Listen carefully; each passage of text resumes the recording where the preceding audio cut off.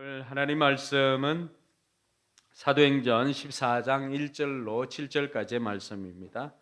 사도행전 14장 1절에서 7절까지 오늘 사도행전 강해가 26번째 시간인데요.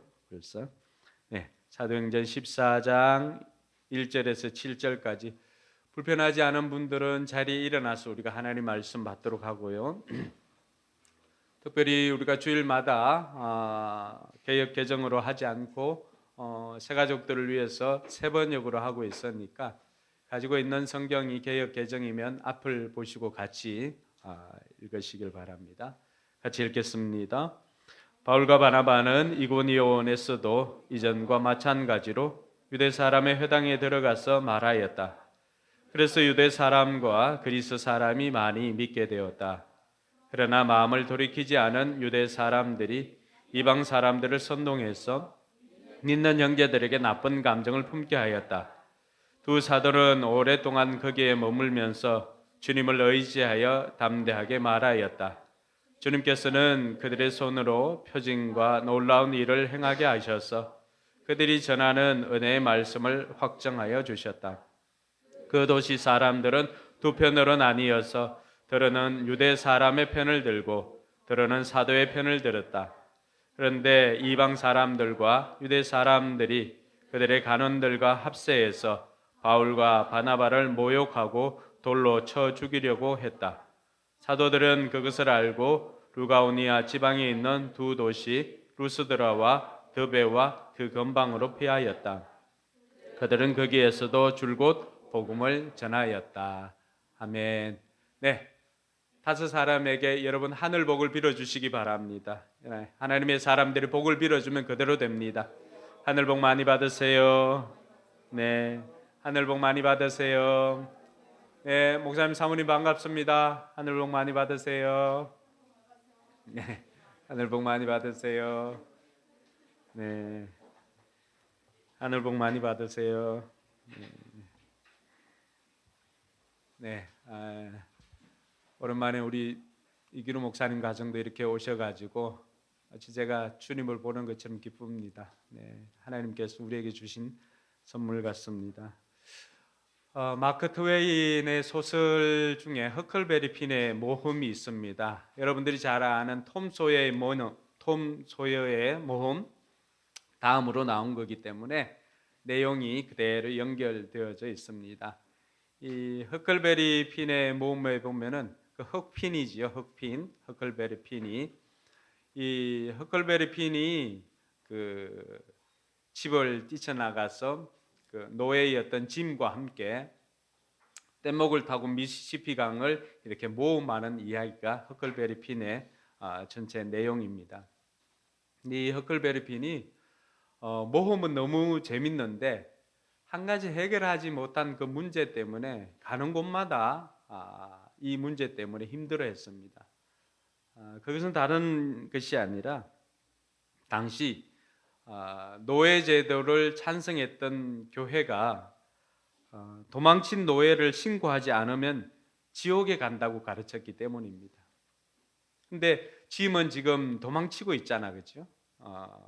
그 주인 집에서 나와서 도망을 치고 있고 그게 이제 흑핀을 만나가지고 함께 두 사람이 이 뗏목을 타고 미시시피 강을 이렇게 탐험하고 모험하는 그런 내용인데, 그래서 이 모험은 너무 재밌는데 이 허클베리 핀 마음에는 자기가 교회에서 배운 교육이나 세계관과는 계속해서 갈등이 생기는 거예요. 그래서 어느 날은 이 허클베리 핀이 이 짐의 주인에게 편지를 씁니다. 이래 해서 이 짐이 지금 여기에 있습니다 라고 하면서 그 허클베리 핀이 짐을 신고하려고 하는 그 내용을 주인에게 이렇게 보내려고 그 편지를 다 썼습니다. 편지를 쓰고 난 다음에 그 허클베리 핀이 편지를 다 쓰고는 이렇게 보고는 그 편지를 거기서 찢어버리고는 그래 좋다, 나는 지옥으로 가겠다 이렇게 결정을 합니다. 일찍 시작했기 때문에 조는 분 안 계시죠. 그 조는 분 계시면은 목사가 지옥으로 가겠다고 설교했다 이렇게 하면 오해가 생기니까 여러분, 이 허클베리 피는 자기가 지옥으로 갈지언정 자기에게 너무나 소중한 한 사람이었던 이 짐 한 사람과 함께하기 위해서, 이 친구의 우정이 너무나 소중했기 때문에 자기가 배워왔던 것을 다 찢어버리고는 짐과 함께 계속해서 여행을 떠나게 됩니다. 목사가 되어서 오늘 설교를 시작할 때 나는 지옥으로 가겠다 결심하자라고 설교하는 것은 아니라고 하는 것은 여러분 다 아시겠죠. 성경에도 이와 같은 내용들이 참 많이 있습니다. 저는 출애굽기 32장에 보면은 모세가 자기 백성들을 위해서 중보하며 하나님 앞에 나아갔을 때 우상을 숭배했던 그들을 위해서 어떻게 합니까? 자기가 죽을지언정 이 백성들은 살려달라고 하나님 앞에 한 번만 더 기회를 달라고 하나님 앞에 요청을 합니다. 우리가 계속해서 바울의 그 선교 여행을 이렇게 보고 있지만 바울 역시도 어떻게 했습니까? 자기 동족을 위해서는 자기가 생명책에서 끊어지는 한이 있어도 이 백성들을 구원받는 것이 자기 마음의 소원인 것을 이야기를 하고 있습니다. 여러분, 다윗과 요나단은 어떻게 했습니까? 다윗과 요나단은 이 우정이 너무나 중요하기 때문에 그들은 요나단은 왕관을 포기하고서라도 다윗과 언약을 맺습니다. 근데 그 자리에 하나님께서 찾아오셔서 이들의 두 사람의 우정을 기쁘게 받으시고는 하나님께서 다윗을 이스라엘의 2대 왕으로 세워주었던 것을 우리가 다 알고 있습니다. 우리 전도의 현장이나 선교의 현장이나 보다 더 중요한 가치를 얻기 위해서는 반드시 그만한 대가를 지불해야 한다라고 하는 것을 말하고자 하는 것입니다. 그러면 제가 이 자리에 있게 된 것도 집사람의 이런 헌신이 있었기 때문에 가능했습니다. 대학 2학년 때 집사람이 기독 학생회, 이제 우리는 그때는 뭐 동아리가 아니라 서클이라고 했는데 기독 학생회 MT를 떠나갔습니다. 그 시간에 저는 그때는 제가 신앙생활을 하지 않았기 때문에 그때는 저는 친구들과 함께 졸업여행 겸 해서 제주도에 가서 열심히 놀고 있을 때였습니다. 근데 집사람이 그때 소백산으로 MT를 갔었는데 그 소백산 MT에 가서 선배들과 함께 철로 역정인가를 이렇게 하였습니다. 철로 역정을 하였는데 철로 역정에 이렇게 중간중간에 코너가 있지 않습니까? 이렇게 코너를 하고 순례자가 마지막에 그 코너를 다 끝내고는 순례자가 천국으로 이렇게 기독인이 천국으로 들어가는 그 장면으로 마지막입니다. 마찬가지로 그때도 이런 활동들을 통해 가지고 마지막에는 천국이 있습니다. 그때 당시 우리에게 천국은 요구르트 또 초코파이 이렇게 두고는 이제 이 게임이 끝났다는 것을 알리고 이렇게 합니다. 그때 이제 집사람이 제일 선두로 이렇게 가가지고 마지막으로 끝내고 이제 천국에 들어가서 그 수고했으니까 요구르트를 먹고 뭐 초코파이를 먹고 거기에 있는 간식을 먹으면 이제 끝나는 거였죠. 근데 그 순간에 하나님께서 집사람 마음에 굉장히 강력한 그 두드림을 주었습니다. 그것은 바로 나는 지금 이 천국에 들어갈 수 없다. 그러니까 그 프로그램을 진행하는 사람들이 다 이제 당황을 하죠. 그래서 집사람에게 이거 그냥 프로그램을 하는 거다. 그냥 하고 들어와 가지고 그냥 빨리 요구르트 먹고 족발 먹고 끝내자라고 이렇게 했지만 자기는 지금 들어갈 수 없다고. 같이 가야 할 친구가, 천국에 같이 들어가야 할 친구가 있기 때문에 지금 들어갈 수 없다라고 버티게 되었던 것입니다. 그런데 이것은 단 하나의 한 사건이기도 하고 한 면이기도 합니다. 하나님께서는 그 집사람의 간절한 그 마음을 하나님께서 연락하시고는 하나님께서는 그 시간에 또 저의 마음을 움직여서 저로 하여금 이왕이면 그러면 내가 집사람하고 결혼하기 위해서는 신앙생활을 해야 되겠다. 집사람 가족들이 다 신앙생활을 하니까 내가 집사람하고 결혼하려면 신앙생활을 해야 되겠다는 것 하나와 또 한 가지는 내가 설령 집사람과 교제하다가 헤어져도 내가 의지할 분을 얻을 수가 있기 때문에, 내 하나님을 또 의지할 수가 있기 때문에, 아무 백도 없는 저에게는 하나님이 너무나 큰 백이었기 때문에 저는 그때 신앙생활을 하기로 결단을 하고 그때부터 신앙생활에서 오늘에 이르게 되었습니다. 우리의 전도의 현장에서, 선교의 현장에서 많은 갈등들이 있습니다. 또 전도를 부담스러워하는 분들도 많이 있습니다. 전도를 부담스러워하는 많은 분들에게 한 가지 이야기를 드리면은, 어느 날 지원이 안 보이니 지원이 어디 갔어요? 옆방에 있네. 지원이가, 제가 이 앞에서 이제 준비하고 있는데 지원이가 제 앞으로 막 쫓아옵니다. 쫓아와가지고 괜히 앞에서 뭐 신발도 이렇게 하고 옷도 이렇게 하고 막 이렇게 합니다. 지원아, 뭔 일 있니? 눈치 없는 저는, 지원아, 뭔 일 있니? 그래, 반갑다, 어서 와, 이렇게 했는데 계속 신발을 이렇게 내밀고 막 이렇게 합니다. 무슨 일이 생긴 걸까요? 지원이가 뭘 샀어요? 새 신발을 산 겁니다. 그러면 새 신발을 이렇게 목사님께 자랑하고 싶고 아는 사람에게 자랑하고 싶은 것, 이것이 전도입니다.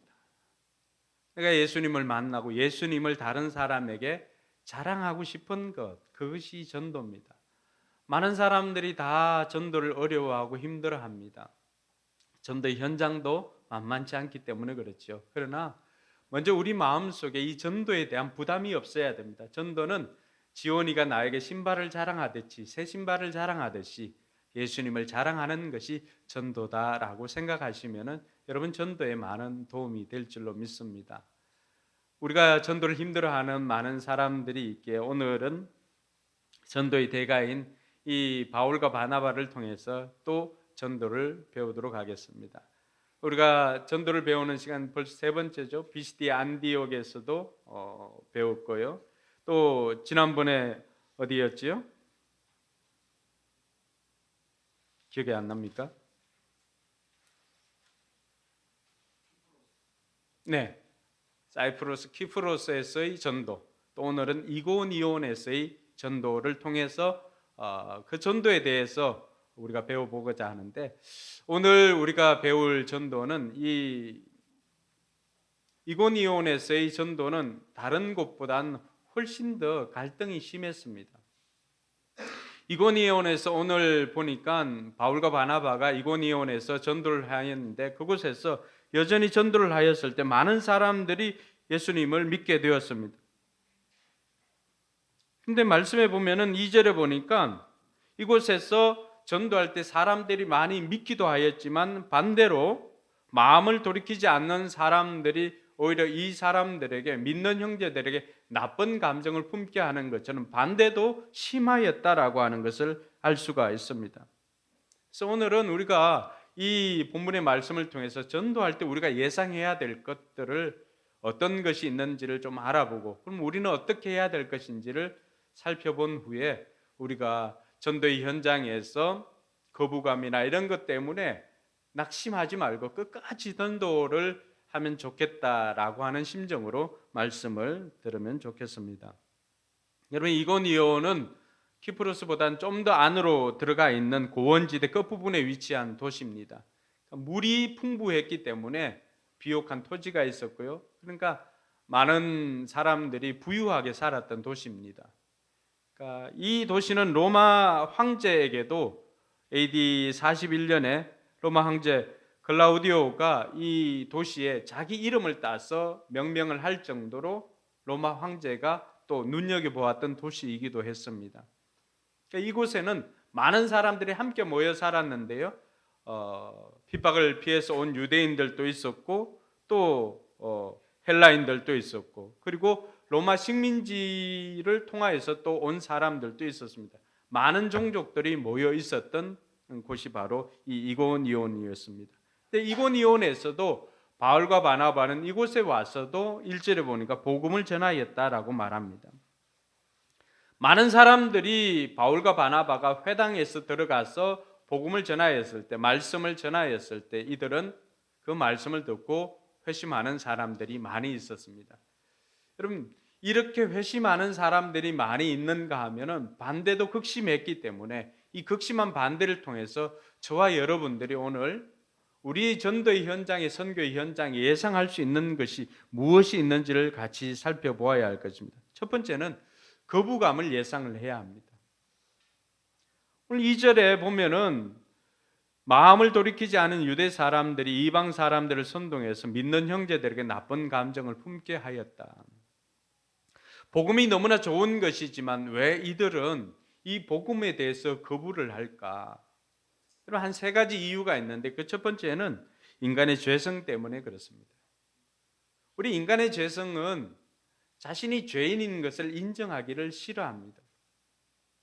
우리가 예수 영접 모임이든지 아니면 복음을 이렇게 전하려고 하다 보면은 반드시 넘어서야 할 지점이 있습니다. 그것은 바로 내가 죄인인 것을 인정해야 하는 것입니다.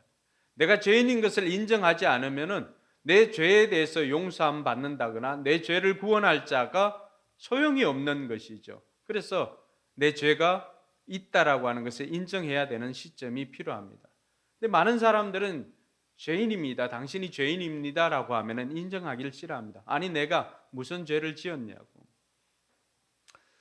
제가 복음의 현장에서 전도할 때 복음을 전할 때 사용하는 것이 있습니다. 그것은 바로 나라마다 법이 다르다고 하는 것입니다.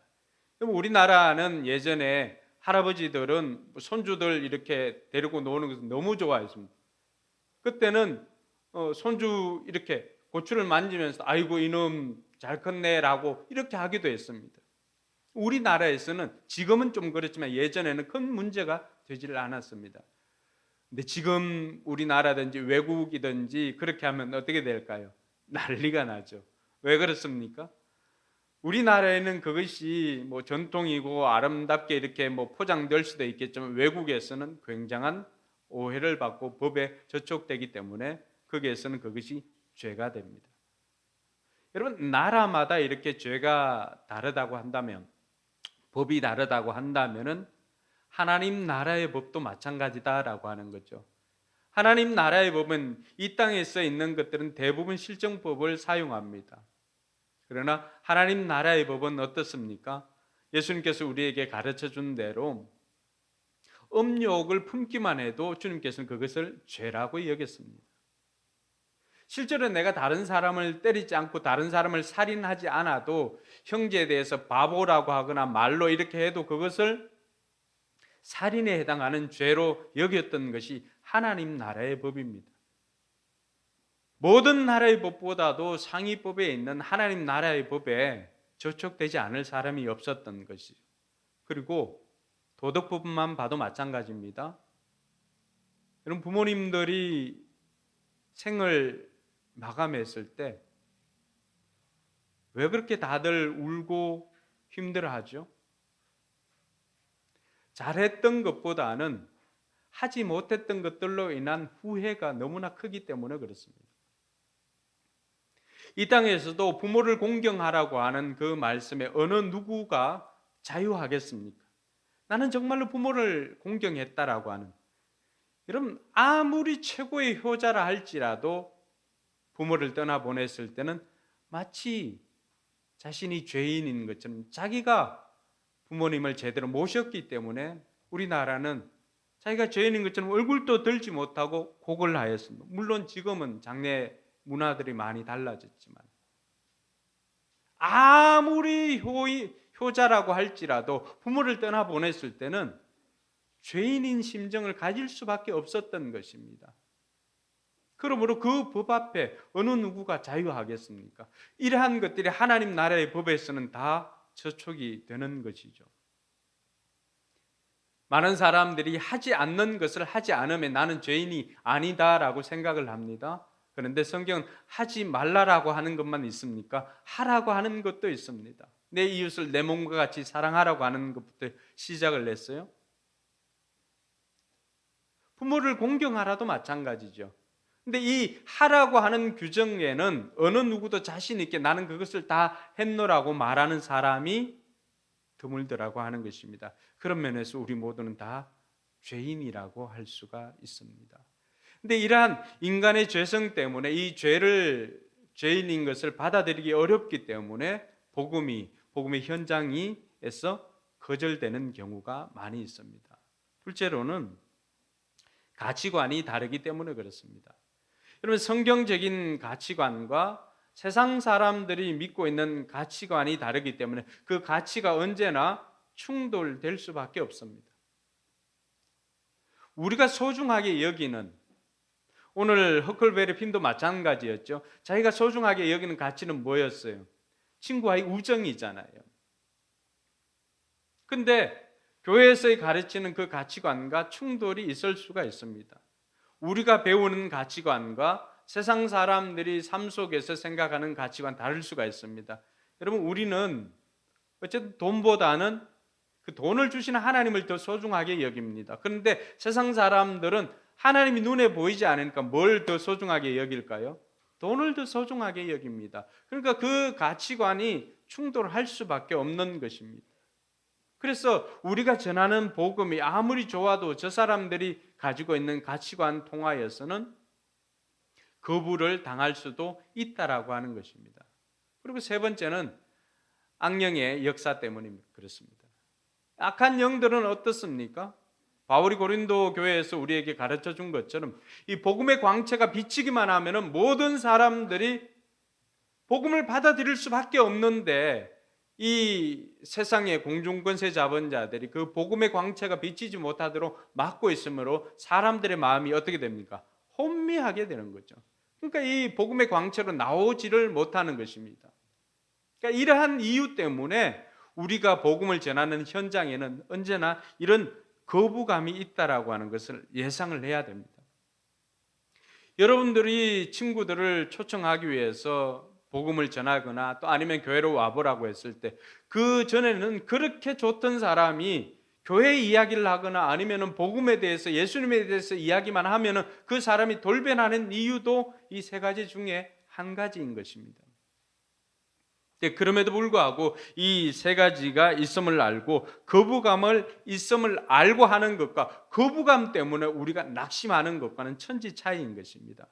오늘 우리가 이 말씀을 듣는 것은 우리의 전도의 현장에, 복음을 전하는 현장에는 언제든지 이런 거부감이 있다라고 하는 것을 예상을 해야 하는 것입니다. 둘째로 우리가 예상을 해야 되는 것은 주님의 일하심을 예상을 해야 합니다. 오늘 3절에 보니까 두 사도는 오랫동안 그곳에 머물면서 주님을 의지하면서 담대하게 말하였다. 그 다음 같이 한번 읽어볼까요?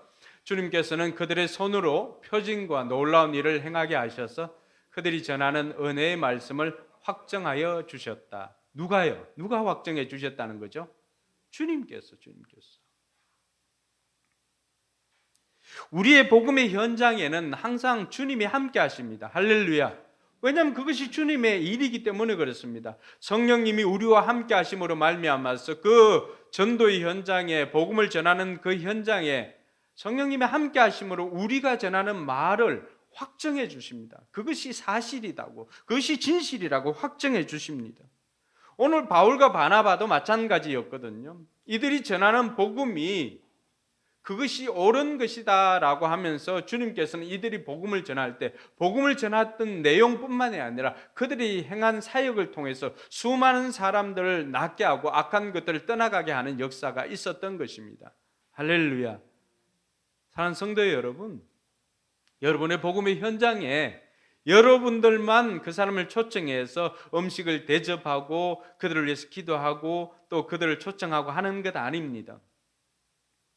주님께서 여러분들과 함께 그 복음의 현장에 있기 때문에 때로는 그 복음을 전하는 현장에 그 사람이 머리가 아프다거나 할 때 여러분들이 그 사람을 위해서 기도해 주면, 여러분들은 기도하지만 낫게 하시는 분은 누구십니까? 하나님이십니다. 여러분 동의하십니까? 이것이 복음을 전하는 현장에 나타날 수 있는 것이라고 우리가 예상을 해야 합니다. 주님께서는 우리의 전도 현장에 우리만 버려두시는 것이 아니라 그 자리에 주님이 함께 하심으로 말미암아서 우리가 전하는 그 복음을 확정해 주시는 주님이심을 믿는 저와 여러분들이 되기를 소망합니다. 세 번째는 그 사역의 현장, 이런 거부감이나 주님의 일하심을 예상할 뿐만이 아니라 핍박도 예상해야 됩니다. 오늘 5절 말씀해 보니까 그런데 이방 사람들과 유대 사람들이 그들의 관원들과 합세해서 바울과 바나바를 모욕하고 돌로 쳐 죽이려고 했다. 여러분, 그 전도의 현장에 거부하는 것뿐만이 아니라 하나님의 능력도 나타나지만 거기에는 믿지 않는 사람들이 받아들이지 않는 것으로 그치는 것이 아니라 이 사람들이 조직적으로 복음을 전하는 사람들을 핍박하거나 이 사람들을 쫓아내려고 하는 그러한 모의도 있다라고 하는 것을 우리가 충분히 예상을 해야 합니다. 우리가 전하는 복음, 내가 만난 예수님이 아무리 좋아도 다른 사람들도 그렇게 좋게 받아들이는 것이 아니라고 하는 것입니다.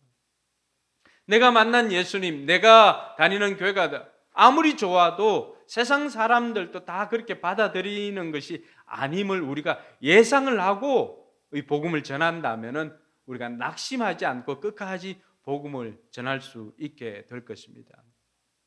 자, 그렇다면 이러한 현상을 두고 우리는 이런 것들을 예상하면서 우리는 어떻게 복음을 전할 것인가? 첫 번째는 거부감을 예상하고 전도하는 것입니다. 여러분, 거부감이 있다라고 하는 것을 아는 것과 모르는 것은 천지 차이죠. 충분히 이런 것을 예상을 했다면 어떻게 합니까? 이미 나는 수가 있잖아요. 그래, 이 정도는 예상을 할 수가 있지라고 하면서 당황하지 않고 다음 수를 이렇게 할 수가 있죠. 당황하면 안 돼요. 당황하는 그 순간에 그 틈을 타고 내 VIP가 역사하는 게 아니라 악령들이 그 틈을 타고 들어와서 우리 마음속에 두려움을 조장을 합니다.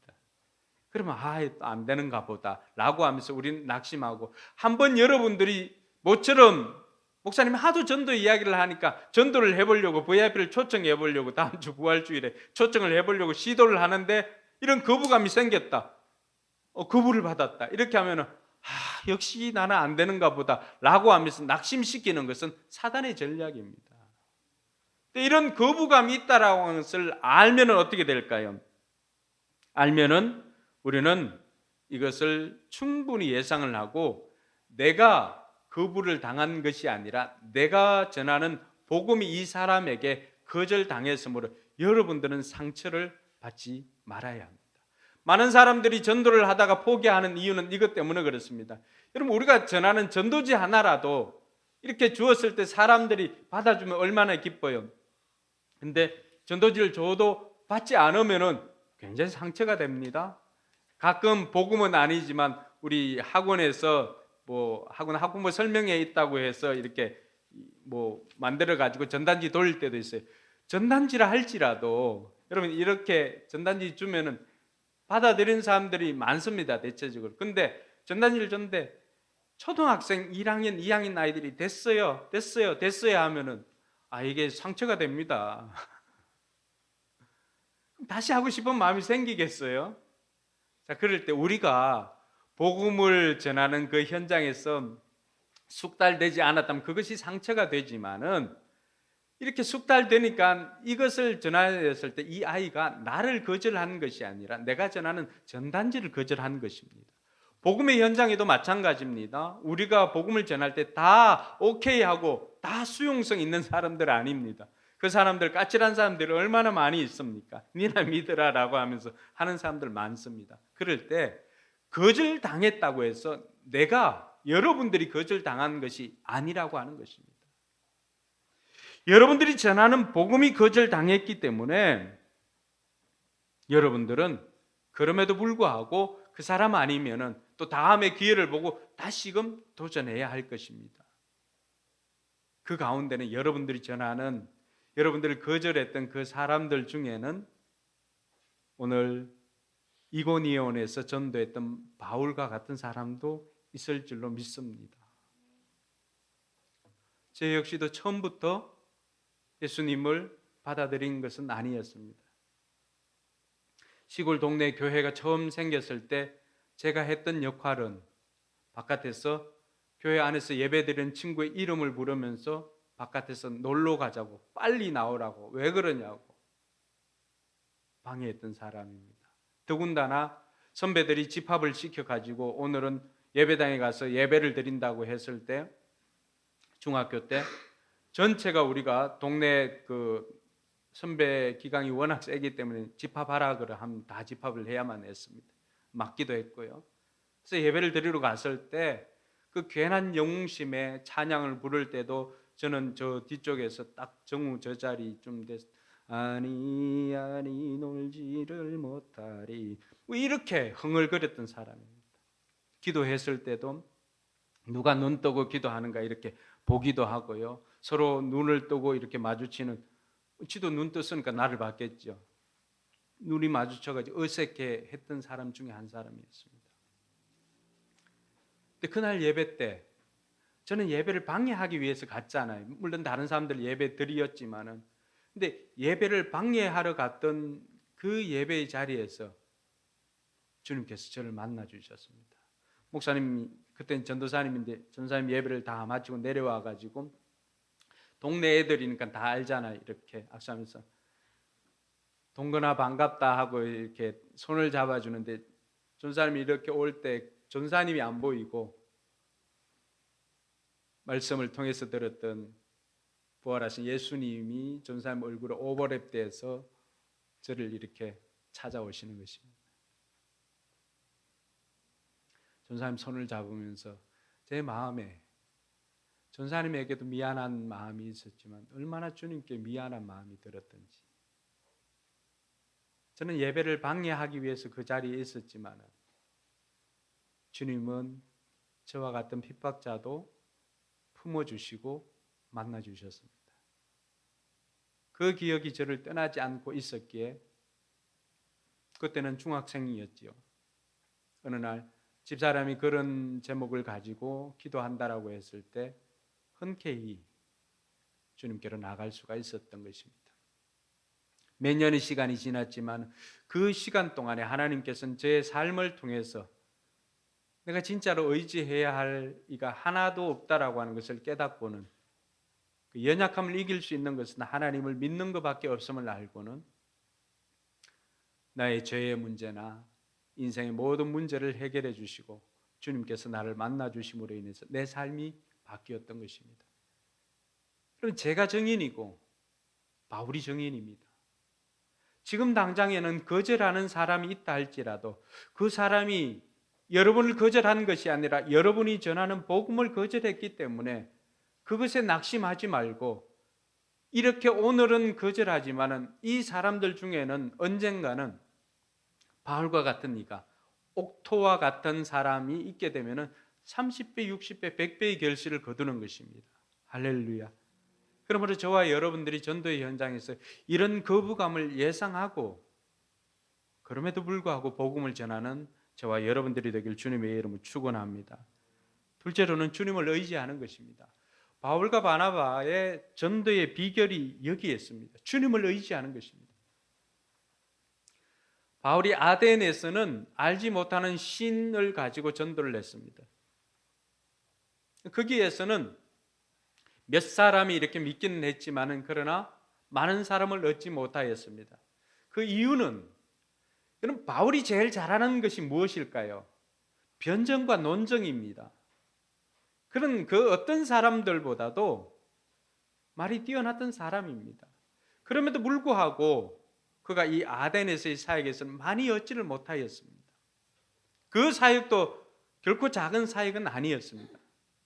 그런데 이 바울이 데살로니가에서나 다른 곳에서 증언하는 것은 내가 큰 확신과 능력으로 복음을 전하였다라고 이야기를 합니다. 그것은 자신이 가지고 있는 지식이 얼마나 대단했습니까? 그것을 배설물로 여겼던 사람 아닙니까? 빌립보에서. 그러니까 이 사람이 자기가 가지고 있는 것을 가지고 나아갔을 때는 많은 사람들에게 거부감을 당했지만 그러나 주님을 의지하고 주님의 능력을 의지하고 나아갔을 때는 자기의 역량이 아니라 하나님께서 이 바울을 사용하심으로 말미암아 수많은 사람들이 복음을 듣고 믿게 되었다는 것입니다. 할렐루야. 오늘 우리는 우리가 가지고 있는 것을 이것을 우리가 의지하고 우리가 신뢰하고 한다면 이것으로 전할 수 있는 것은 한계가 있을 것입니다. 내가 아는 영역에서는 내가 가지고 있는 것으로 다가갈 수가 있습니다. 그러나 복음을 전하는 현장에서는 우리가 가지고 있는 것보다도 주님을 의지할 때 주님께서 우리가 가지고 있는 것을 확정해 주시는 줄 믿으시기 바랍니다. 전도의 현장에서 아픈 사람을 위해서 기도하거나 VIP의 문제를 가지고 함께 기도하거나 이렇게 할 때 하나님께서는 우리가 내뱉은 그 말에 하나님 책임져 주시기 위해서 우리의 말을 들으시고 확정해 주시기 위해서 능력으로 역사하여 주시는 것을 믿으시기 바랍니다. 사랑하는 성도 여러분, 전도의 현장이나 또 선교의 현장이나 복음을 전하는 현장에 왜 이런 기적들이 많이 일어납니까? 그것이 주님의 약속 때문에 그렇습니다. 마태복음 28장 19절과 20절에 뭐라고 되어 있습니까? 너희는 가서 모든 족속으로 제자를 삼고 아버지와 아들과 성령의 이름으로 세례를 주고 내가 너희에게 분반 모든 것을 뭐하라고요? 가르쳐 지키게 하라. 그 다음에 뭐가 되어 있습니까? 볼지어다 내가 세상 끝날까지 너희와 항상 함께 있으리라. 할렐루야. 여러분, 우리가 영혼 구원하고 제자 삼는 그 복음의 현장에 누가 함께 하시겠다는 것입니까? 하나님께서 그곳에 함께 하시겠다는 것입니다. 주님께서 그곳에 함께 하시겠다는 것입니다. 그러니 우리가 복음을 전하는 현장에 주님이 함께 하시니까 주님이 함께 있는 현장에는 늘 뭐가 나타난 거예요? 기적이 나타난 것입니다. 할렐루야. 오늘 저와 여러분들이 삶의 현장에서 우리가 전하는 VIP들 그 문제를 가지고 그 문제가 우리에게는 굉장히 큰 문제이지만 우리와 함께 하시는 그 전도의 현장에 우리와 함께 하시는 주님 앞에서는 그것이 아무것도 아닌 것을 믿으시기 바랍니다. 그러므로 여러분들은 담대히 믿음을 가지고 선포하시면은 그 선포한 말 때문에 여러분들은 놀라겠지만은 그러나 그 말을 하나님께서 들으시고 이루어 주시는 것입니다. 여러분, 제가 종종 우리 성도들과 어떤 중요한 기도 제목을 가지고 기도할 때 우리 최임 목자님 보고 뭐 며칠까지 나가게 해줄까요? 뭐 이렇게 뭐 대범하게 막 하잖아요. 저는 안 떨리겠어요. 하나님 안 들어주시면 어떡하지? 저도 떨립니다. 그러나 이것이 영혼을 살리는데 중요한 문제가 있다면 하나님께서 들어주신다는 확신이 제게는 있습니다. 할렐루야. 여러분도 마찬가지입니다. 우리가 복음을 전하는 현장에 주님께서 함께 하시면 우리가 그 주님을 의지해서 사역을 하는 거지 내게 있는 것을 하는 것 아닙니다. 그때 오늘 바울과 바나바가 했던 것처럼 우리의 사역의 현장에도 복음을 전하는 현장에도 이런 능력과 기적이 나타나는 줄로 믿으시기 바랍니다. 사랑하는 성도 여러분, 그러므로 저와 여러분들은 낙심하지 말고 주님을 의지하고 전하는 것입니다. 뿐만 아니라 우리는 사명을 붙잡아야 합니다. 오늘 바울과 바나바가 핍박을 받고 그 이전에 키프로스에서도 쫓겨왔고 또 오늘 이고니온에서 와서도 복음을 전할 때 여기에서도 또 쫓겨가서 루스드로와 더베로 갑니다. 루스드로와 더베로 갔을 때도 7절에 보면 뭐라고 되어 있습니까? 그들은 거기서도 줄곧 복음을 전하였다. 여러분, 바울과 바나바가 붙잡은 것은 무엇입니까? 상황이나 환경을 붙잡은 것이 아니라 이들은 복음을 붙잡고 이들은 사명을 붙잡았다라고 하는 것을 알 수가 있습니다.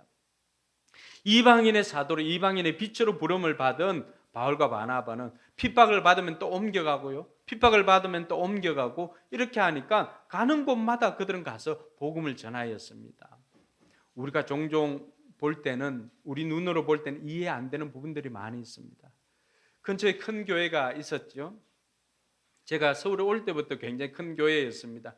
근데 어려움이 생겨가지고 예전에는 거기서 나온 찬양이나 이런 것 가지고 우리가 아이들 율동도 하고 대회도 나가고 이랬던 교회였는데 그 큰 교회가 어려움이 생겼습니다.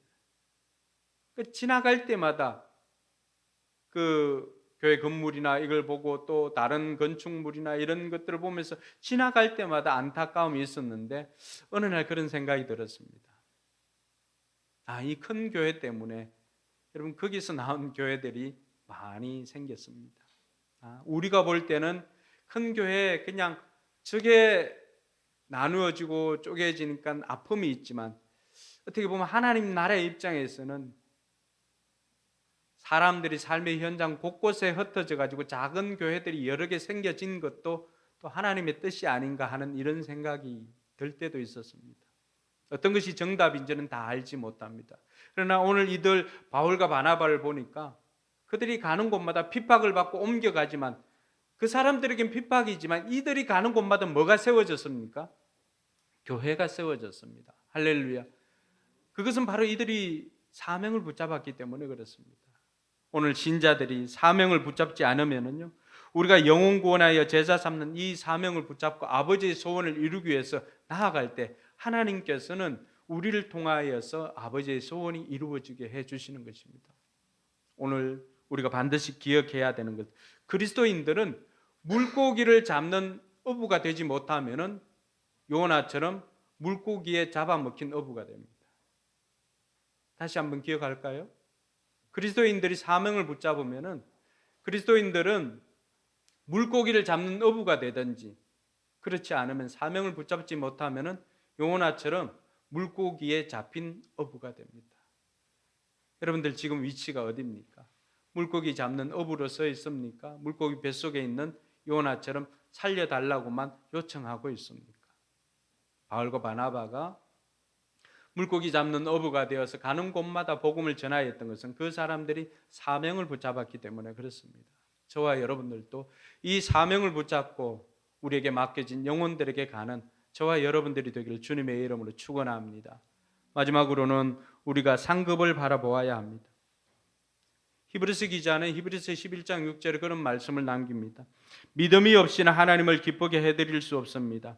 하나님께 나아가는 사람은 하나님께서 계시다는 것과 하나님께서 자기를 찾는 자들에게 상을 주시는 분이라는 것을 믿어야 합니다. 하나님께서는 자기를 찾는 자들에게는 뭘 주신다고요? 상을 주신 하나님. 그것이 믿음이라고 말하고 있습니다.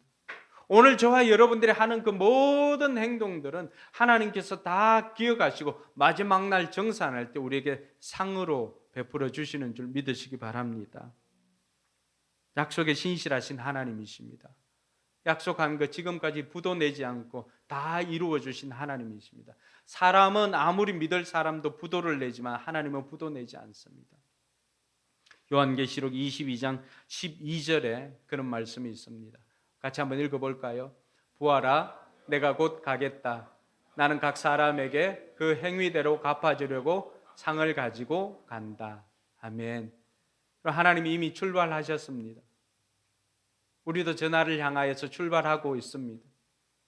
언젠가는 우리가 주님을 만날 날이 있다라고 하는 거 알겠죠? 이미 출발했기 때문에 우리는 상을 받으러 가고 하나님께서는 상을 가지고 오십니다. 상을 가지고 오시는 분은 나는 각 사람에게 그가 행한 대로 그 행위대로 갚아주려고 상을 가지고 가고 있다라고 말합니다. 물론 우리가 이 땅에서 잘못 산 것도 있지만 하나님께서는 그것보다는 우리가 하나님 나라를 위해서 잘한 것 한 개라도 기억하고 그것 때문에 상 주시려고 오신다는 것을 기억해야 합니다. 여러분, 때로는 열매가 없어서 낙심될 때도 있겠죠. 때로는 거절당해서 속상할 때도 있겠죠. 그러나 그 행위 하나하나마저도 그것이 하나님을 위한 것이라고 하는 것을 하나님께서 아시기 때문에 열매가 없어도 그 충성됨을 보시고 그 신실함을 보시고 상을 베풀어 주시는 하나님이십니다. 지금까지 여러 가지 이유 때문에 낙심해 있다면 오늘부터라도 이 바울과 바나바의 이고니온 전도에서 배운 이것을 가지고 우리 삶의 현장에서, 복음의 현장에서 거절감, 거부감이 있다는 것 알고 우리가 주님을 의지하고 사명을 붙잡아서 다시금 사람 낚는 어부가 되어서 주님께서 우리에게 맡겨주신 수많은 영혼들을 주님께로 돌려드릴 때 하나님께서 주시는 그 상을 기대하면서 나아가는 저와 여러분들이 되기를 주님의 이름으로 축원합니다. 기도하겠습니다.